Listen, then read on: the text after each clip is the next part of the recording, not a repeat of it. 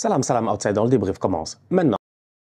Manchester United a perdu aujourd'hui face à Brighton 2-1. La vérité, elle est simple, c'est que cette équipe de Erik ten Hag là, à un moment donné, il va falloir qu'elle se gère. Ça fait plusieurs saisons que Manchester United est en galère. Erik ten Hag a réussi à gagner sur le chemin quelques cups, c'est vrai. Et en plus de cela, les cups qu'il a gagnés lui ont permis finalement d'être renouvelés. Donc du coup, ten Hag reste. Ten Hag Sekeda. Maintenant que ten Hag Sekeda, on se demande comment est-ce que cette équipe-là, elle va réussir à redevenir, excusez-moi, le Manchester United d'antan, le Manchester United qui faisait trembler toute l'Angleterre. Ce Manchester United-là, franchement, entre vous et moi, il ne fait trembler personne. La semaine passée, ils ont gagné 1-0 face à Fulham. Le match en tant que tel face à Fulham, il n'est pas mauvais parce qu'ils avaient l'occasion, en première mi-temps, de se créer pas mal d'occasions. Et d'ailleurs, ils se sont créés pas mal d'occasions. Ils auraient pu marquer des buts. Ils n'en ont pas marqué. Ok, en fin de rencontre, t'as un boy qui arrive, une nouvelle recrue, Zirkzee. Il arrive, il claque ce but-là. Il permet à Manchester United de l'emporter 1-0 sur le bout du fil face à Fulham. Ce week-end, ils arrivent face à Brighton, ils perdent 2-1.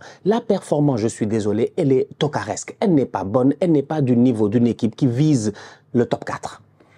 C'est aussi simple que cela. Voilà. Je suis choqué. Non, je suis choqué. Marcus Rashford. On fait quoi là? On fait quoi? On va où? On fait quoi avec Rashford? Ça fait combien d'années? Rashford. Chaque année, Rashford. 2019, ça fait loin. Quand Kimpembe il fait la faute là, ou je ne sais plus quoi, Paris Saint-Germain, ils sont venus avec une équipe, des remplaçants, tout ça. Ça fait longtemps. Ça fait longtemps, on attend Rashford. Quand est-ce que Rashford va redevenir le joueur qu'il doit être? Moi, je pense que Rashford, c'est fini. Il doit partir. Rashford, il doit partir. Il doit aller se refaire quelque part d'autre, trouver un nouvel environnement. Parce qu'aujourd'hui, je suis désolé, force est de constater qu'on a perdu Marcus Rashford. Rashford ne pèse pas. Rashford est devenu un joueur lambda. C'est choquant.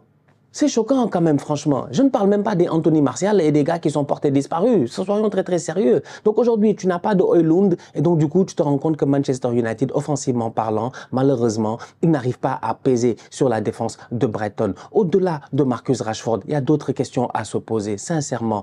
Erik ten Hag, j'en ai parlé cette semaine dans la vidéo avec Willou. Je l'ai dit. J'ai dit Erik ten Hag, la semaine passée, quand il a parlé, tu sentais pas qu'il avait de la confiance. C'est important d'être un coach qui inspire la confiance, qui insuffle la confiance. Tu ne peux pas être manager de United et quand on te regarde, on a l'impression que tu as la trouille. Tu viens face à Brighton, mais s'il te plaît, sincèrement, mais fais jouer le boy Zirkzee. Mais fais jouer ton attaquant, le seul que tu as. Ok, le boy n'a pas de chance, c'est vrai. Il n'a pas de chance. Garnacho, le ballon, peut-être il allait rentrer et tout, mais il y a hors-jeu, il touche le ballon. Ok, les circonstances du match auraient pu être peut-être autres, c'est possible. Ça aurait pu être aussi un match nul où United aurait pu gagner 2-1, c'est possible. Mais n'empêche que, à un moment donné, il faut, je ne sais pas, il faut forcer le destin. Mais fais jouer Zirkzee, fais jouer Bruno Fernandes en 10, mets des boys sur les côtés, fais jouer Garnacho en ce début de saison. Il est bon, il est chaud. Pourquoi il est sur le banc? C'est des questions à se poser. Mason Mount, il joue, pourquoi? Parce qu'il a coûté 65 millions il y a plus d'un an et maintenant il n'a pas joué, donc vous voulez le rentabiliser, il faut qu'il joue. Mais en fait, je suis désolé, Manchester United, la semaine passée, le match, la première mi-temps, elle était bonne, donc tu voulais aller dans le sens des supporters et te dire, bon, il y a espoir et tout, mais la vérité, ils sont toujours aussi nuls. En fait, on va vous dire la vérité. On va vous dire la vérité. Ça fait mal, mais on va vous dire la vérité. Cette équipe-là, elle n'est pas rassurante. Et là, je ne parle que de offensivement. Donc là, je parle d'offensivement. Il n'y a rien de bon. Au milieu de terrain, j'en parle même pas. C'est pas comme si c'était extraordinaire. Et en défense, c'est cataclysmique. C'est cataclysmique. Lenny Euro, 70 millions, je ne sais même plus, à un an de la fin de son contrat. Il n'y a que United pour aller mettre autant d'argent sur un boy comme ça. Personne ne l'a fait. Les gens auraient attendu que le boy, son contrat se termine, ou du moins, ils auraient négocié un prix à la baisse. United a trop payé. Le boy s'est blessé, c'est pas de sa faute. Malheureusement, il n'est pas là. Donc, du coup, tu pars avec Harry Maguire. Maguire est sur le terrain. Sur le premier but qu'ils encaissent, franchement, je suis désolé. Plein de gens vont le blâmer. Oui, c'est vrai que Maguire ne sait pas gérer et tout. Mais regardez le positionnement de Lisandro Martinez. Mais regardez le positionnement de Dalot. Mais c'est quoi ça? Non, ils sont trop nuls. Non, franchement, ils sont trop nuls. Ils sont trop nuls. Ils sont trop nuls. Maguire, derrière lui, il n'y a personne. Il n'y a personne. Parce que Lisandro Martinez, il est en train d'aller là-bas pour aider Dalot. Parce que Dalot, il laisse le gars centrer, il y a trop d'espace et tout. Et il n'y a aucun des milieux de terrain qui vient pour soutenir le boy Dalot. Donc, du coup, il y a un espace comme ça. C'est le même espace qui s'est reproduit en fin de rencontre quand Erik ten Hag décide, mais d'une manière que moi, je ne comprends pas. OK, Maguire ne fait pas un grand match, s'il te plaît. Mais De Ligt, c'est pas... En fait, il y a des changements, moi, je ne comprends pas. On ne fait pas rentrer un défenseur comme ça à 15 minutes de la fin, 10 minutes de la fin, en disant, allez, vas-y, tu vas tenir la baraque et tout, alors que tu dois claquer des buts. De Ligt, il rentre, il n'a aucun automatisme avec l'autre défenseur central, je pense, qui est Martinez, sur le deuxième but. C'est choquant. João Pedro tout seul au deuxième poteau. C'est choquant. Ils sont 3 joueurs de Brighton, ils sont seuls. Le premier, il rate, le deuxième va marquer, le deuxième, il rate, le troisième va marquer. C'est pas normal. Ils sont où les joueurs de United? Lisandro Martinez, il fait quoi lui au positionnement là, devant les autres, là? Pourquoi ils ont paniqué? Ils sont tous allés vers le tireur. C'est quel genre d'équipe ça? C'est à l'image de leur coach. Je vous l'ai dit, franchement, je l'ai vu dès la semaine passée. J'ai regardé Ten Hag, j'ai vu comment il a parlé, j'ai dit, lui là, il ne m'inspire pas la confiance parce que lui-même, il n'a pas confiance en lui. Gars, on a renouvelé ton contrat, tu n'es pas sur la sellette, mais sois posé, sois tranquille, mène cette équipe-là, tu ne le fais pas. Une performance d'autocar, je suis désolé. United perd aujourd'hui 2-1 face à Brighton. Encore une fois, c'est Danny Welbeck, un ancien de la maison. C'est Danny Welbeck, il est méchant. Danny Welbeck a marqué 7 buts, je pense, ou 6 buts face à United depuis qu'il a quitté United. C'est la deuxième équipe contre laquelle il a le plus marqué. Il adore jouer contre United. Danny Welbeck. Voilà, João Pedro, fin de match. Mitoma, top performance de sa part. Franchement, ils ont été très bons. Ils ont été très bons. Mention spéciale au petit Amad. C'est dommage, c'est pas facile pour lui. Il a perdu, je pense, si je ne m'abuse, sa maman ou en tout cas un membre de sa famille très proche de ce que j'ai pu voir. Et il joue son match, c'est pas simple, mais il claque son but.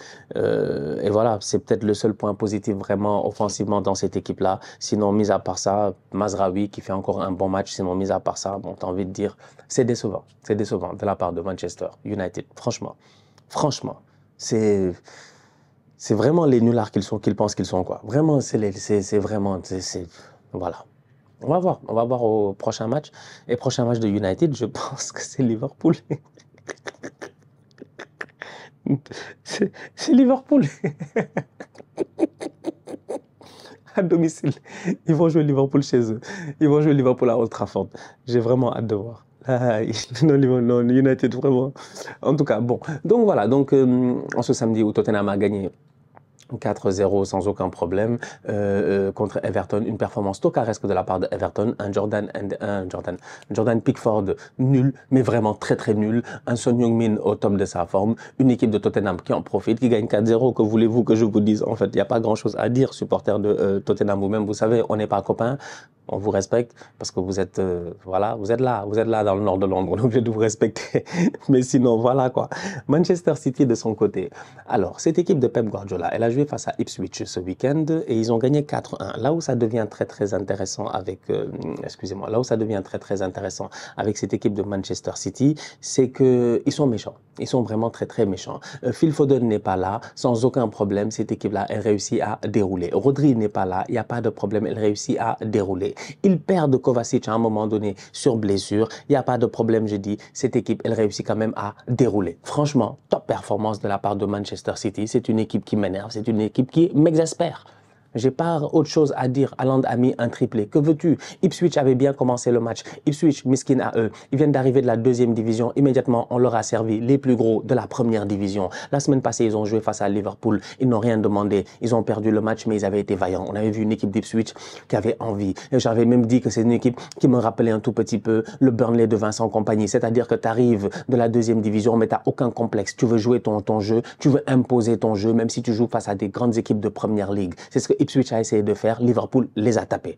On vous a dit que la Première Ligue, c'est pas un championnat d'enfants. Ils arrivent face à Manchester City. Ils jouent pendant 7 minutes de jeu. Ipswich ouvre le score. Contre-attaque parfaitement menée. Il n'y a absolument rien à dire. Passe en profondeur. Le boy réussit. Plat du pied. Il tue. Je dis bien Ederson. Ipswich mène 1-0. À ce moment-là, tu te dis non, franchement, Ipswich peut-être ils vont le faire. Peut-être ce qu'ils n'ont pas réussi à faire la semaine passée, ils vont le faire cette semaine.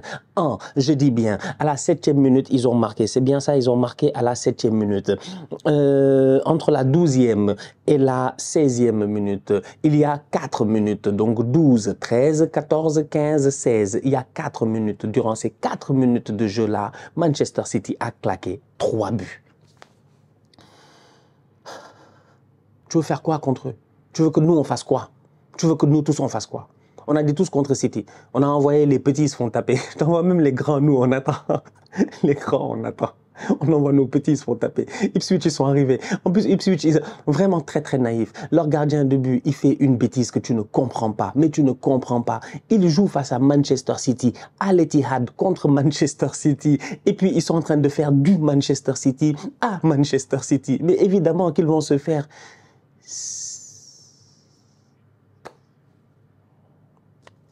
dézinguer. En fait, d'où est-ce que le gardien de Ipswich, il sort de sa surface de réparation? Il a cru qu'il était Ederson. À faire des passes comme ça, genre, ils sont en train de jouer tiki-taka face à City. Mais ils sont fous. Ils sont fous. Franchement, je suis désolé. J'étais là, j'étais assis, j'ai dit, mais il se passe quoi? Mais Ipswich, de temps en temps, je vous l'ai dit ici plusieurs fois, de temps en temps, le football, c'est le non-football. Non, de temps en temps, bien jouer au football, c'est ne pas jouer au football. Franchement, je suis désolé. On ne joue pas au football face à n'importe qui. Et encore moins face à Pep Guardiola et Manchester City. Tu ne viens pas chez eux, dans leur antre, et puis tu essaies d'être là, faire des tiki-taka, des machins et tout. Ils se sont fait taper. Ils se sont fait taper et City a levé le pied. On va être très sérieux. En deuxième mi-temps, City n'a pas joué. Il n'y a qu'Haaland qui voulait presque claquer son but. La preuve, il a claqué son triplé. Mais sinon, City a levé le pied. Ils n'ont pas forcé. Ils sont venus, ils ont sorti une top performance. Doku, encore une fois, il a été dangereux. Savignon, j'en parle même pas. Une passe décisive. Franchement, excellent. Le Savignon, excellent. Il va chercher le penalty. Il est dangereux, Savignon. Il met le pressing sur le gardien de Ipswich, à qui on n'a rien demandé. Donc, tu as un Savignon au numéro 26 sur le dos qui nous donne des vibes à la Riyad Mahrez dans son prime. En tout cas, cette saison, franchement, je pense que Manchester City, en termes d'ailier, ils sont bien servis. Kevin De Bruyne continue dans ses bonnes performances. Haaland aussi. Kovacic est sorti sur blessure. C'est le petit bémol de ce match-là. Donc, on attend de voir ce qui va se passer parce que, voilà, c'est bien. Gundogan est de retour. Il a même joué et tout. Mais voilà, c'est en attendant que Rodri revienne et tout, perdre Kovacic. Alors, Kovacic avait fait un très, très bon premier match face à Chelsea, c'est un tout petit peu dommage. Mais sinon, mis à part ça, ça a été un match facile. Relax, ils ont gagné 4-1. Ils auraient pu mettre 5-1, 6-1. Voilà. C'est que veux-tu que je te dise? Voilà. C'est Manchester City. Tout ce qu'on s'est dit, mais ça va être dur. Ça va être dur. Franchement, ça va être dur. Ça va être très, très dur. Ça va être très, très dur. Ils ont mis 3 buts en 4 minutes. En fait, les autres ont ouvert le score et je pense que les gars de City dans leur tête, ils ont dû se dire, ils n'ont jamais paniqué, hein, ils ont dû se dire, mais en fait, ils se sont pris pour Samuel Eto'o. Ils sont assis, ils ont dû leur dire vraiment, j'ai voulu rappeler à Ipswich que c'était un club de deuxième division, que c'était un petit club. Que, historiquement, s'ils veulent peut-être machin, mais là, sur les dernières années, là, c'est pas la même catégorie. Les poids ne sont pas les mêmes. C'est ce que City, ils ont fait. Franchement, Haaland, encore une fois, il claque. Je sais même plus, il a combien de buts. Il a combien de buts? Il a combien de buts? Je sais plus. J'ai arrêté de compter. Combien de buts il a mis en première ligue? Combien de buts il a mis depuis qu'il est arrivé en première ligue? C'est une question que je me pose. Là, il a déjà 4 buts en 2 matchs. Il a déjà 4 buts en 2 matchs. Il a déjà 4 buts en 2 matchs. Allez, vas-y. La famille, on se capte très bientôt pour une nouvelle vidéo. D'ici là, on continue à liker, on continue à partager, on s'abonne. On est ensemble, on reste en santé, c'est le plus important. Tous outsiders.